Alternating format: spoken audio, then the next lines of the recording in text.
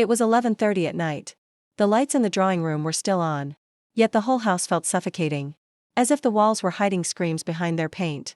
Aisha stood in the kitchen, pulling down the sleeves of her worn clothes to hide the purple bruises on her arms. The food on the stove filled the room with aroma. But inside her chest, only fear kept rising. The door slammed open. Ahmed walked in. Drunk, angry, and as always, searching for an excuse. Why isn't dinner ready yet? I work all day. You don't care at all. Aisha tried to speak. Just a minute. It's almost. But she couldn't finish. Ahmed hurled the pot onto the floor. The crash echoed through the whole house. The neighbors might have thought something simply fell. But in reality, a woman's spirit had fallen. After Ahmed's anger, two people always stayed quiet.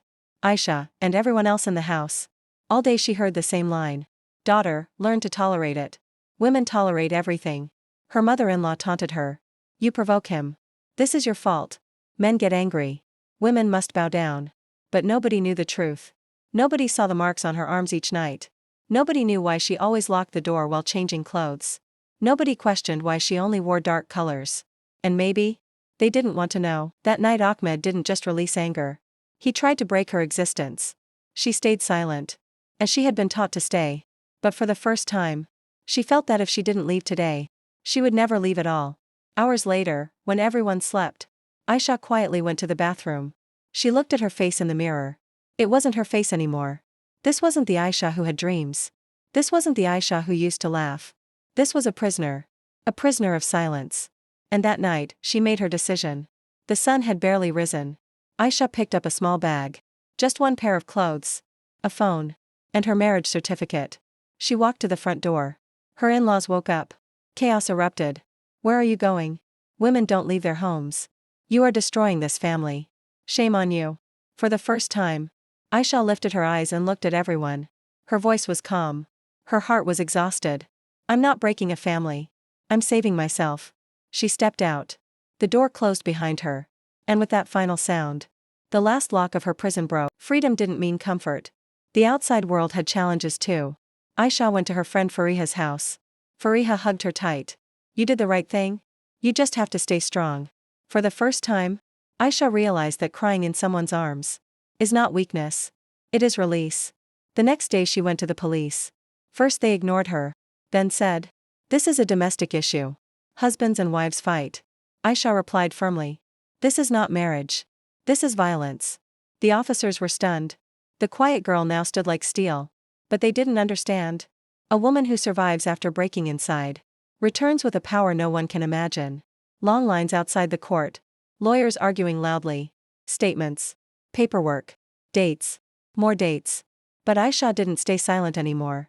Ahmed and his family screamed outside the courtroom. She's lying. She betrayed us. She was the problem. But Aisha stood straight every hearing. With one sentence. Truth isn't the loudest voice. Truth is written on my body. Days later, Aisha's parents finally found out. Her father broke down. What will people say? For the first time in her life, Aisha held his hand and said, Baba? Where were these people when I was dying inside? My life matters more than their opinions. Her father became silent, and for the first time, he saw his daughter not as a burden, but a human being. Months passed. The court announced its decision. Ahmed was proven guilty of abuse. Aisha was granted divorce. And that house, which once felt like a cage, was now just a closed chapter. That evening, Aisha sat with Fariha, drinking tea. Smiling lightly, she said, victory isn't always a court decision. Sometimes victory is simply not losing yourself. Aisha found a job. Rented a small apartment. Planted green plants in the balcony. Read books by the window, slept peacefully at night. One day she looked at the last fading bruise on her arm. The pain was disappearing, and in its place, strength was growing. 1 year later, Aisha spoke at a women's conference. Hundreds of women listened, some with the same pain she once carried in her chest. She said, people still say, I broke my family, but I didn't break anything. I saved myself from being broken. I didn't choose silence. I chose life, and maybe that is my biggest victory. The audience clapped, and for the first time, Aisha felt her voice was truly free. The woman who once trembled now stood tall. Because she chose truth, courage, and survival. Subscribe for more real-life stories. And tell me where you're watching my story from.